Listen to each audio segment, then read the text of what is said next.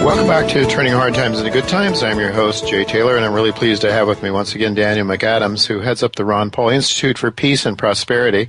And thanks again for joining me, Daniel. Good to have you. Thank you very much, Jay. It's always good to talk to you. Always good to hear from you. There's never an end of things to talk to you about. All I need to do is go to the Ron Paul Institute. RonPaulInstitute.org is the website, I believe. Yes. .org. And I just, I have a bookmark, so I don't pay attention to I should really know it by heart, so I don't have to ask every time and waste time. But in any event, so much there to talk about. And one of the things I'd like to bring to my listeners' attention is a wonderful interview that you did with jointly with another guest that's on this show, has been a couple of times, Karen Hudis.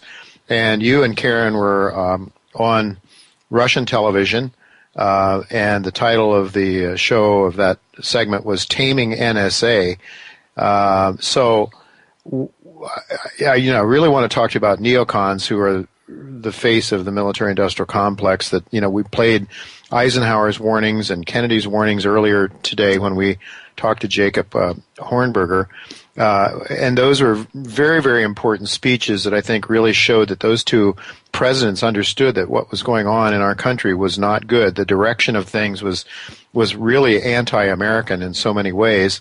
And the neocons are the face of that evil notion that we have to keep Americans afraid and have to keep us fighting with other countries, keep wars going on perpetually. And it was interesting that Jacob Hornberger talked about how President Kennedy was really working hard to find a way to get rid of the Cold War and start working together. And, of course, the military-industrial complex didn't want any part of that. So we have the NSA today, and we've got all of these, the spying on people the NSA is doing, and Snowden has left us know about that. And interestingly, you and Karen were talking about that on this Russian television show that I just mentioned. And listeners can go there and watch this entire interview. It's a very interesting interview. It's about, 20 minutes, half hour, something like that. It just, time flies. Yeah. Karen seems to think that the U.S. may lose its allies as a result of this NSA spying. And in talking to her on the show, she seems to be a bit naive in my way, with all due respect to her, and I like her a lot, but it's in believing that somehow good will win out over evil, and the corrupt deeds of the group of very powerful corporations. All we have to do is blow the whistle on these guys, and ultimately the masses of people will rise to the occasion and overthrow these goons. But she seems to be concerned a little bit about America losing its allies and how important that is to us. I don't think you quite share that view. What are your thoughts? Well, I think Karen had a lot of interesting things to say on that interview, and that was on Crosstalk, which is on RT, as you said, with Peter Lavelle, who's a terrific host. But you're right. I don't believe it is such a bad thing to lose, quote unquote, our allies. These are the same allies. If you remember, a couple of years ago, Jay, it was the French, our allies, who were so gung-ho about invading Libya, and they kept pushing the U.S. and pushing the U.S. Not that the U.S. And the administration is without blame, but certainly they goaded the U.S. into participating. And also, when the U.S. wants to invade, for example, when we invaded Iraq in 2003, the U.S. always uses these so-called allies as a fig leaf to cover up for what they want to do unilaterally. So, the Cold War ended, 20-some years ago, yet NATO still exists, and it transformed back around the time that the U.S. decided to bomb Serbia. It transformed from a purely defensive organization, a mutual defense pact, into really a mutual offense pact. So, where in the name of an outdated concept, the Cold War, the U.S. now, carries its so-called allies along to all sorts of misadventures all over the world. So I think losing allies in that context would be a very, very positive thing. And to maybe relook at our relations with other countries along the lines of what our founders recommended, which is to have friendly ties and trade, no entangling alliances. It's an overused phrase, but it's always sounds fresh and relevant, and that's. So I think it would be a positive thing to lose those kinds of allies. The only place I know that it's an overused phrase is places like the Ron Paul Institute for Peace and Prosperity, because I don't think most people ever even know that Washington talked about not making alliances with European countries and so forth. But I had another listener, and I read this earlier in the day's show, who said, "Jay, you're crazy for worrying about drones." And his name, Fred. His name is Fred. He says. To me, he sends an email. He says, "Are you sick? I have lived in America for 73 years and have never seen a drone. Why are you obsessed with them? Have you something to hide? Wake up. Enjoy the progress. Do not be afraid of it. Help your country. Do not tear it down.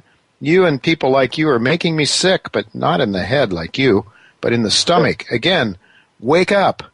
So, Daniel, it seems to me totalitarian countries, they try to trick people that disagree with the establishment into thinking that they're crazy, that they're mentally ill. I mean, this guy's saying, "Taylor, you're a little bit sick in the head. You just see a psychiatrist. You're worrying about drones. I've never seen one. What do you got to worry about?" What do you say what would you say to him if he said that to you face to face, Daniel?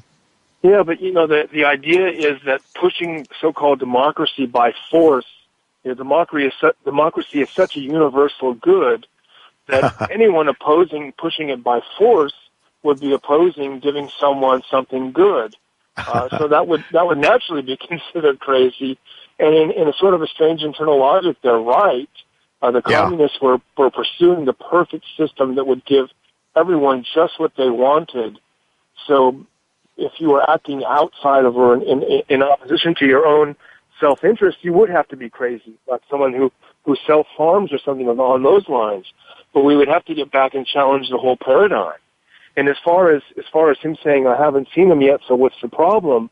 Well, if you remember back when Congress was debating the Patriot Act, and the FISA courts, and the warrantless wiretapping, Ron Paul was almost alone in vociferously opposing this, and he was warning how bad things could get. They could turn this in on us and start listening in on us. They tell us that they're only going to listen to the terrorists. But you watch, they'll turn and they'll listen to us. And remember what they said, "Oh, he's crazy, he's paranoid. Right. What's his problem?"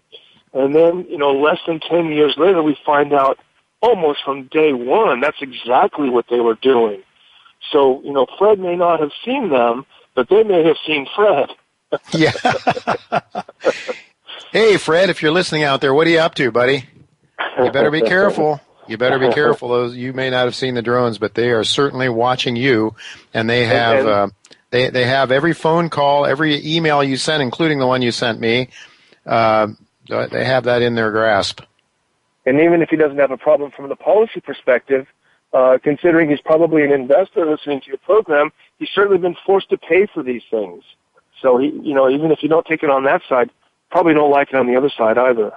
If Fred's a listener to this show and he's investing in gold, he's a bad guy as far as the NSA is concerned. So we got to keep Fred buying those fraudulent dollars. So let's keep him happy. Let's keep him, let's keep Fred thinking everything is just cool in this country. Everything is just fine. Don't question anything. And like you say, we have a utopia here in America, just like the Soviet Union had. And Alexander Solzhenitsyn was sent to the Gulag because he dared question. Well, what a crazy guy he was. Yeah. All right. Well, yeah. What about, there's some excellent articles. John Whitehead writes, you pick up articles that he writes from time to time. Yeah. Welcome, he's written one here, actually just yesterday, "Welcome to the United Police States of America, where police shoot first and ask questions later." Daniel, I certainly feel uneasy when I go to Times Square from time to time, and you see these guys in Army fatigues carrying machine guns around. When I first saw that after 9/11 a few years back, I said, this is really spooky. I mean, the last time I saw something like this was when I traveled to Spain, and the fascist dictator Franco was just leaving power at that time in the late 70s, and I saw them on the street corners as our tour bus went around the corner. Everywhere you'd see these guys carrying machine guns, and I saw it down in my brother's country in Belize, Central America. We had checkpoints along the way where these guys are carrying machine guns. But this didn't used to be something that happened in America. what's going on here? And this whole notion, I guess, that what John is saying is that we're getting more and more of these incidents where people are being just trigger happy, these guys with guns, and they don't seem to care that much that they're killing people. Yeah, it's interesting. It sounds like you and I had a very similar experience, Jay. I was living in Europe during the 90s, and I took a trip to Albania during a coup that occurred there in 1996. At the time, the communists were trying to make a comeback, and they overthrew the democratically elected government. Mm-hmm. And I remember walking through the streets of Tirana and seeing these guys with AK-47s and military fatigues in the street. And I had a surge of patriotism at the time, thinking, thank God, back in the good old USA, we don't have this kind of banana republic where you've got soldiers and military types in the street, you know. And I felt a little bit smug at the time, to be honest, you know, and I felt the same thing when I saw it after 9/11, and I saw for so many years on the Hill as well, these guys, and I thought it's kind of shameful and it's awfully depressing to see. It's the direction of things for sure. And John Whitehead wrote another article, Are Police in America Now a Military Occupying Force? What do you think? Yeah, and look at this program through Homeland Security, how they transfer basically military-grade weapons to your local police force.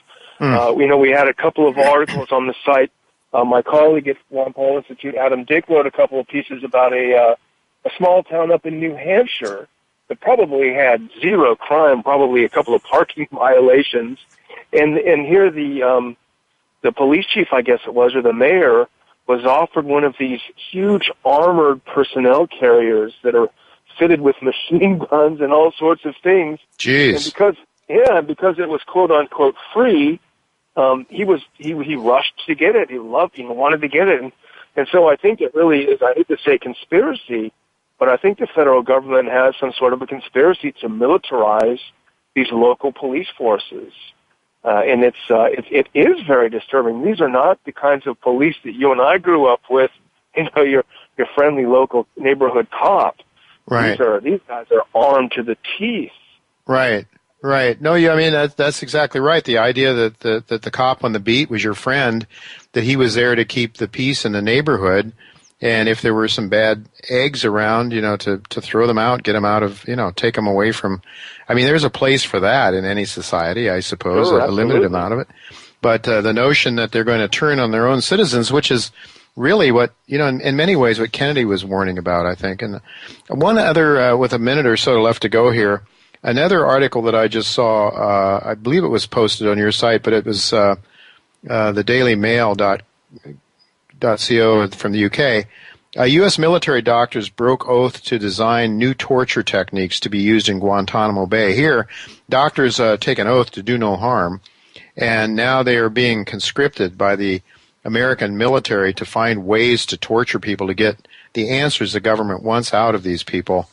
You know, and I saw on PBS last night, this was debated, and this one guy who had to be a neocon, I don't remember his name, but he was insisting. He said, yes, but, you know, we are at war, and we are at war, so we've got to, you know, we just can't obey all of these niceties of a civilized society now because we're at war. All is, you know, the old saying, all is fair in love and war. Yeah. And, well, are we at war, Daniel? Well, I'm sure that's probably what Dr. Joseph Mengele said in World War II when he did the same sorts of gruesome experiments. You know, we're at war. We've got to do these things. And so I read that too, Jay, and I was tempted to write about it because it is so depressing to see this kind of practice in the U.S. And this is something that we rightly condemn as some of the most grotesque aspects of Nazi Germany, where they would use people who they consider to be subhuman to experiment on. And the idea that some people in the U.S. are doing this and endorse it is just a shameful, shameful chapter, and history will not be kind to it. Well, it certainly is shameful, no doubt about it. We are out of time, Daniel. Thanks again for being with us. And again, that is the Ron Paul Institute for Peace and Prosperity. Google it, look it up, go there. You can view Daniel's interview along with Karen Hudis and lots of other very, very insightful, important things. Go there, read about this stuff, and tell your friends and get them to go to that website as well. It's all very important stuff. If you care about your country, if you care about liberty, then you've got to be excited about what Daniel and Ron Paul and the other people at that website are doing. Thank you very much, Daniel, for being with us once again. Thank you, Jay. Thank you. Take care. Take care.